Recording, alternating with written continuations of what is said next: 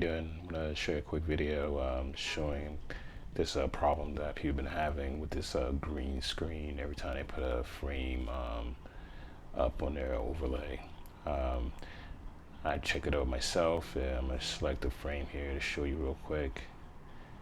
And as soon as I select one, you're gonna see like a green kind of overlay, you know, for your video. That has nothing to do with your frame. That has something to do with Facebook Frame Studio, um, communicating with their Facebook live feature. So just give them time to figure it out. I contacted customer support and sent them information on it. They wanted me to make a video showing what's happening and send it to them and seeing if they could correct the issue. But I've been getting like comments and people contacting me about this issue, and I just want to make a quick video for Facebook and also for people that are having this problem, let them know that it has nothing to do with their frames.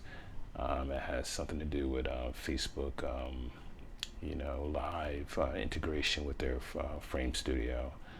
And I'm sure as soon as they figure it out, they'll fix it. You know, I guess with the whole thing with COVID-19, a lot of their support thing is falling behind.